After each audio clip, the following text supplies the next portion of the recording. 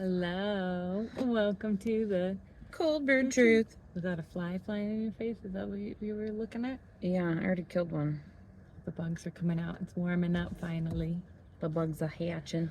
The bugs, I know. So I have like my pigs at my house, and along with pigs, because pigs are like pigs, they stink. All the flies. I don't know how many fly traps. It was a pack. I got 2 packs of 4. Gross. Dude, right now springtime in the northwest. Is it northwest? They're like little fruit flies is what they look like though. They're all over. Who knows? People are out walking in the sunshine. Today, because it's springtime, we did a little cleaning. Cleaning up. That was the topic that came to mind, was spring cleaning. And what are we cleaning up from? Cleaning up the herd. It's a motherfucking herd. Which we had this conversation. What do you envision for animals when you think of the herd? And I thought of Noah's Ark. A little bit of everything and everyone. Holy shit. I thought of like wildebeest in Africa and some zebras and like a little watering pond sort of situation. All of the fun things. So what does your herd look like? I'm curious what it would look like if someone said herd. Yeah, cleaning up the herd. We were kind of referencing just the go-alongs, be-alongs, the ones who just kind of bumble along and try to fit in with the crowd because, well, it's just easier to just do that. Like, oh yeah, back to what Grandma said. Go to Grandma, like I said last time, I don't know if she watches or listens to this. If she doesn't, someone does, and they'll tell her. But anyways, Grandma was talking about someone, if they have their nose pierced, tattoos. Why would you do that?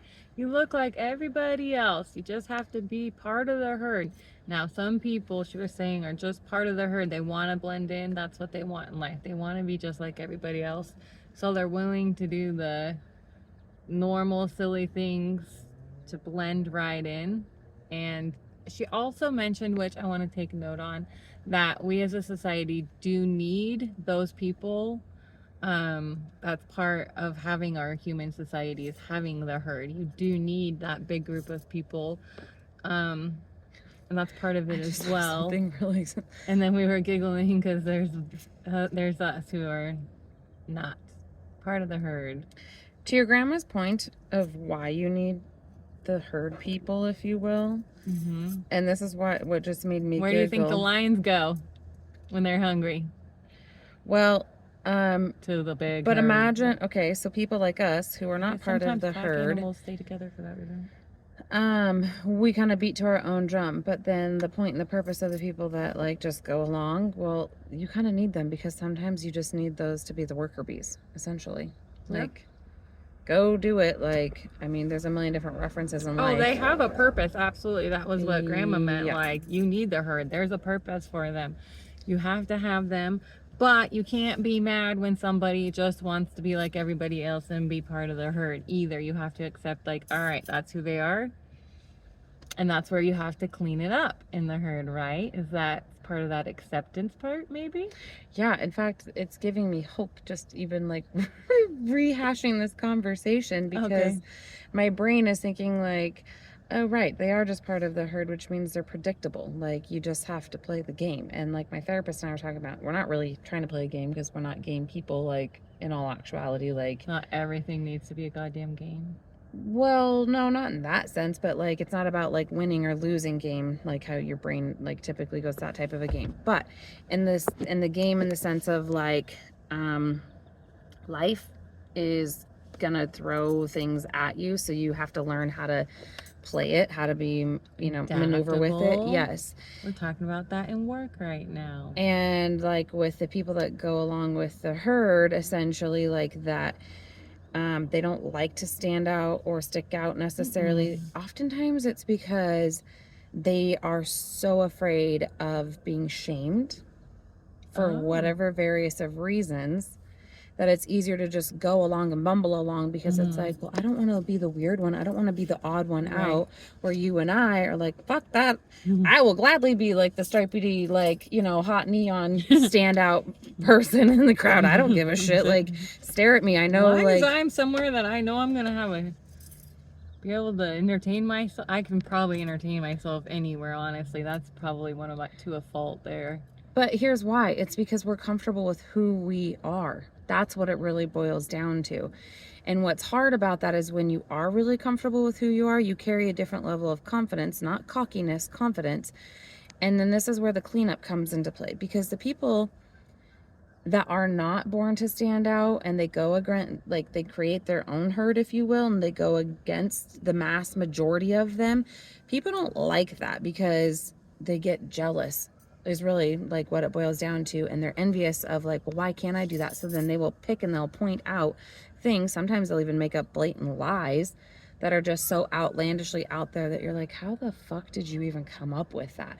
And that's where, like, this is what's giving me hope. I think it's from their view. They have, because they are so narrow-minded that Yes. they're looking at you going, what the fuck is that zebra dancing for over there? Where you're over there, you're not realizing you're dancing, but you made a road map, or like you've done something on the ground and created like art in the dirt, and maybe they're like, they just see you dancing, they don't know what the fuck you're doing. Where in reality we're like, no, we're just over here working. Yeah. We didn't know we were making it look so good. But that was a funny reference. Back to the herd aspect, I guess.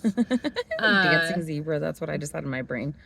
Yeah, I said dancing zebra. Oh, you did? Oh, I think. I don't know. I think so, yeah. If not, I just read your mind. Cool. But you have to sometimes do damage control and clean up then, because of, like, them spectating, playing their spectators sport and kind of like booing and throwing the tomatoes essentially to get you to, like, stop dancing or stop doing whatever they think you're doing. And you're like, knock it off. Like, I'm listening to a new book, and it's by Prince Harry.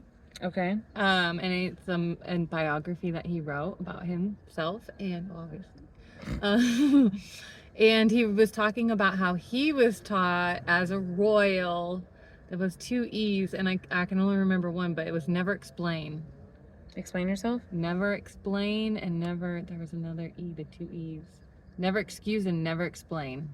Were the 2 E's as a royal. That. Never excuse and never explain. And that one stuck with me, and I was like, I like that.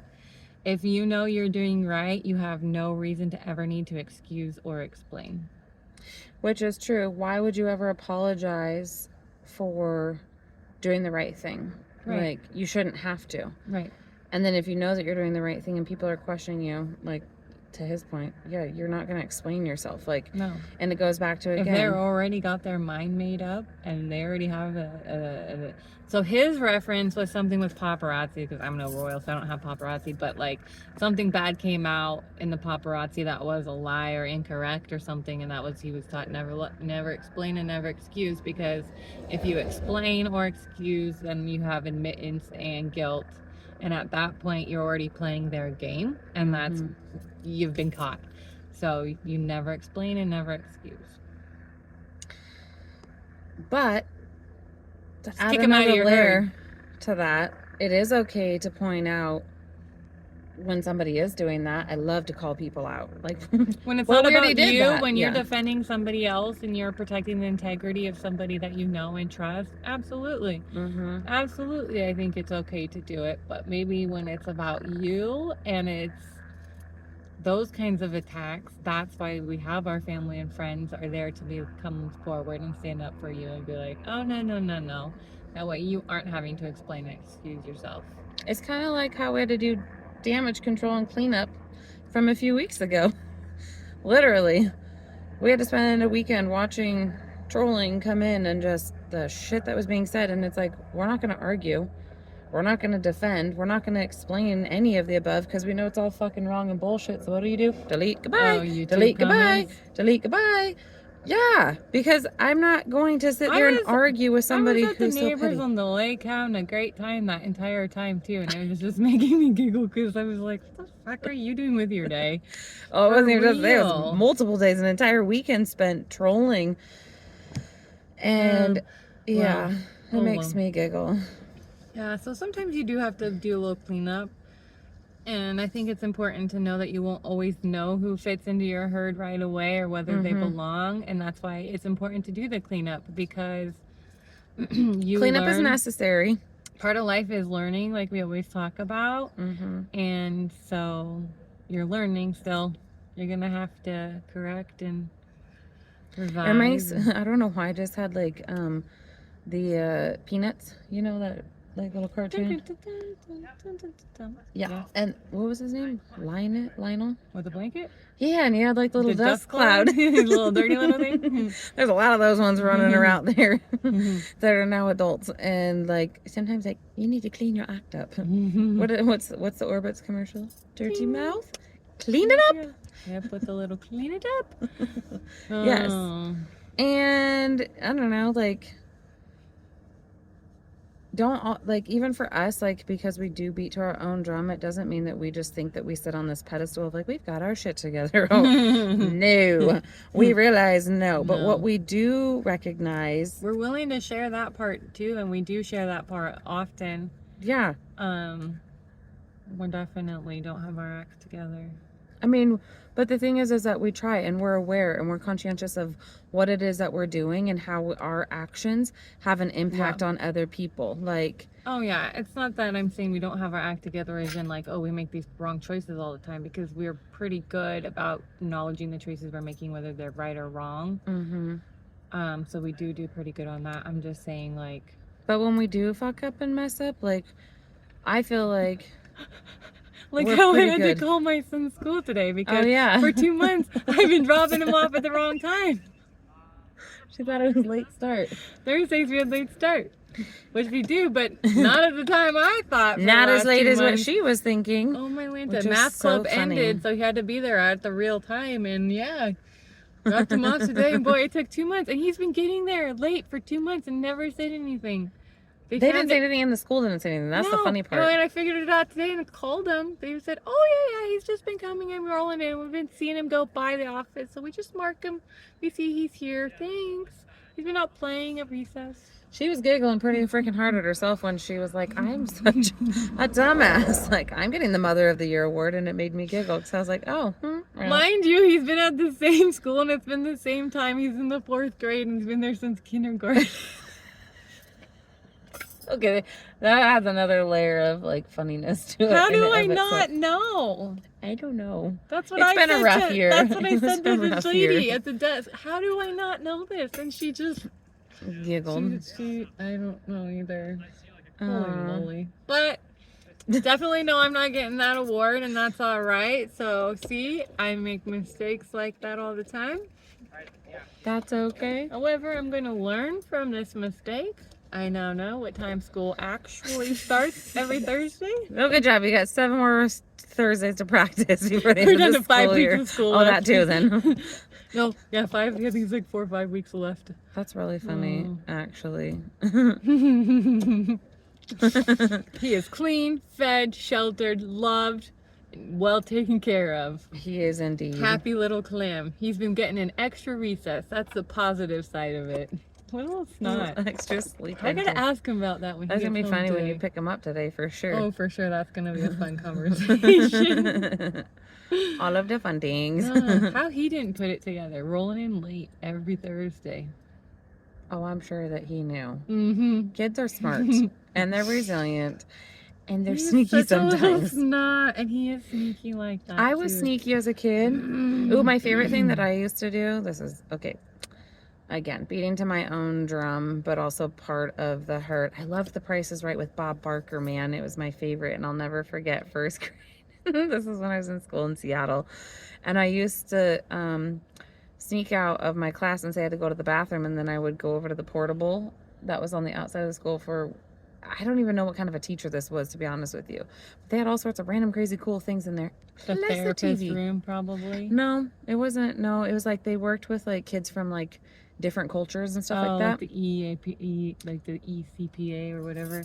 Yeah, sure, whatever. Where they need to learn English. They just always had really cool different like foods and stuff that were always on the shelf that I was like, huh, okay.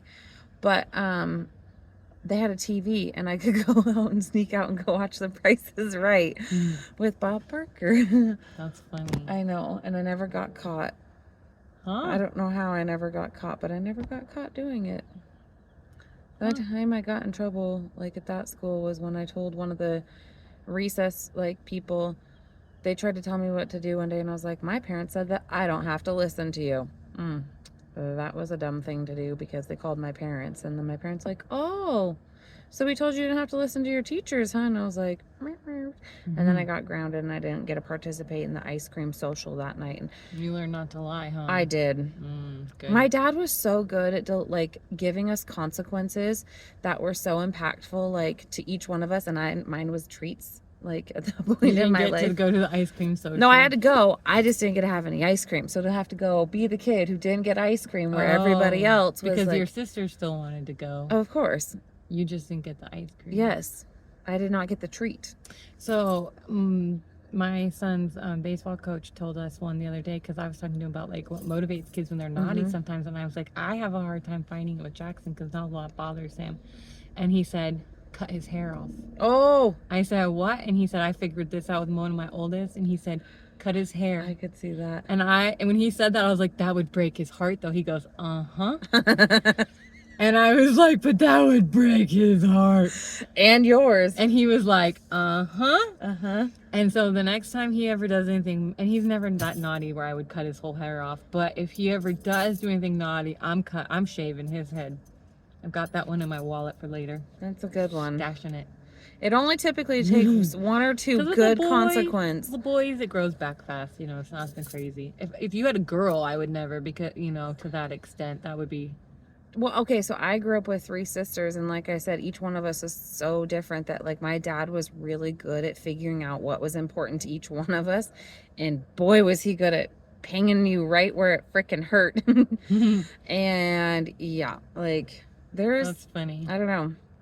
There has to be consequences for our actions sometimes, or our words, or whatever it may be, and it is painful oftentimes. And I now, like, as a parent myself, I fully understand the statement of, like, how hard it is on parents sometimes to inflict these consequences, because it pains us and it hurts us to have to do it and to enforce it and watch them be so upset. But you still want to make the right choice, though. Ultimately, again, it goes back to, but you didn't make the wrong choice. They made the wrong choice. You're just enforcing a good boundary and a good healthy habit for them to remember as they go on later in life. Otherwise, they're not going to know any better, or they will know better, and they're just going to think, oh, I can keep getting away with it. I can, like... What you're saying is very relatable to some of my family. I know. Okay, I know. I'm just thinking, like, holy moly, yeah.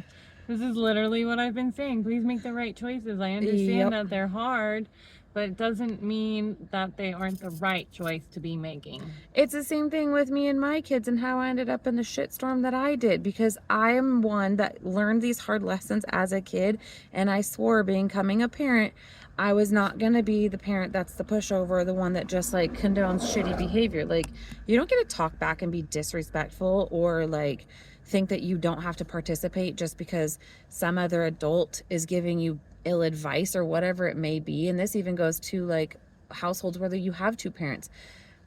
One parent is typically a pushover, the other one's not. And the person who's not the pushover is always put into a bad spotlight. But again, like, that's creating a toxic environment for your kid to grow up thinking that there's not a consequence for their actions. Bad actions, yeah. And as the parent who's willing to enforce consequences, it hurts you to have to enforce consequences. Like, there's been consequences I've given my kids. Like, I guess that's oh my part God, of being a parent, it made me cry. It absolutely, like, tore me apart from the inside.